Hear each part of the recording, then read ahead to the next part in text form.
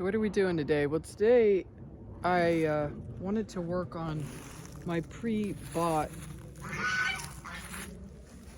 raised beds. I bought these on Temu and the quality is really good, but of course they didn't come with a brace so that they wouldn't bulge or suck in the wrong place.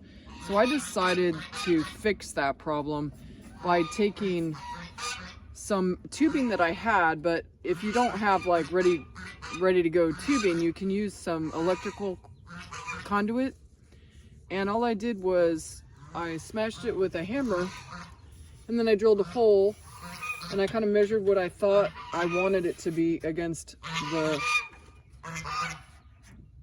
edges of the bed, so that it won't bulge, at least at the bottom, or suck in too much.